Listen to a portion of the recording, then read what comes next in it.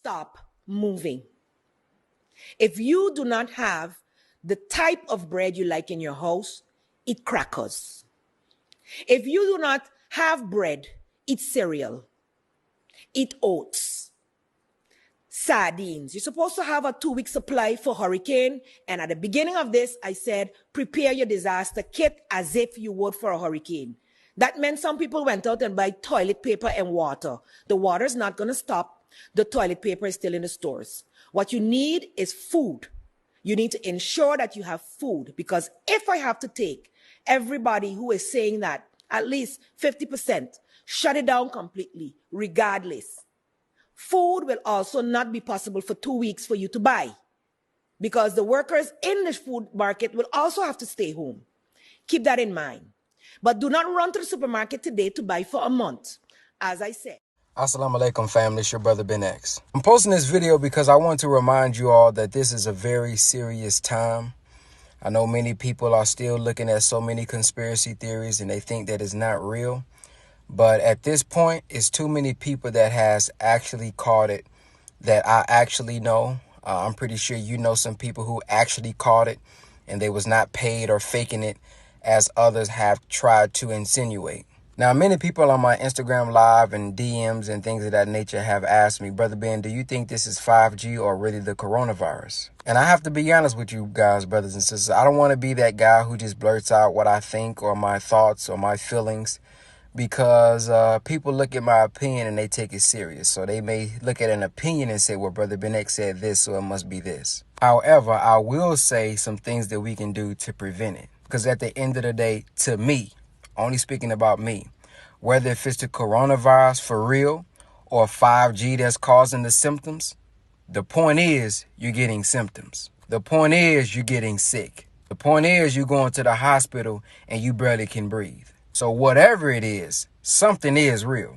There are a couple of videos that I have been watching for the past couple of days, but there's no reason for me to share because there's no concrete evidence right now that's out that kind of says this is 100% fact, or you know what I mean? This is something that we really can go by, especially during this time of a pandemic with so much misinformation out there. I just don't want to throw it out there. I know my brother, Dr. Wesley Muhammad, is doing a report on it, and I know he's thorough when it comes to scholarship, so follow him as well, at Wesley Muhammad on Instagram. He's been kind of posting some of the stories and posting some of the research that he has had. Now that all of that is out the way, please prepare your homes. Even if you never get the virus, there are certain laws that's going out in certain cities. Every little city and state may be different. But some cities, they're not allowing you to go out, without a letter. Some cities are putting people on curfew. And whether if your city does that or not, you have to keep in mind, what if everybody else around you aren't as woke as you? And because you're not woke, you're not going to go store up your house.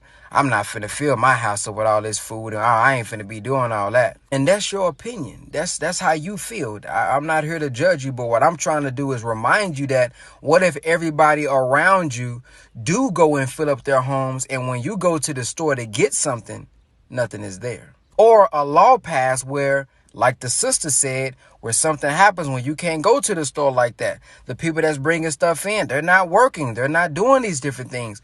What are you going to be able to do? I mean, I was told one time by Brother Malik, whoever said it, like, imagine if trucks is coming into the city and those trucks aren't allowed to come into the city. If these trucks or these food trucks are not allowed to come into the city, what are you going to do? Do you even know how to fast? Can you go 1 day without eating? Can you go 2 days without eating? Do you have unperishable foods in your home? Do you have Navy beans in your home? Navy beans help fight off radiation, by the way. And then you got to think about your children. You may not be fearing it. And I'm not saying because you go out and get stuff that you're fearing it, but you may be on some chill stuff like, this going to go away.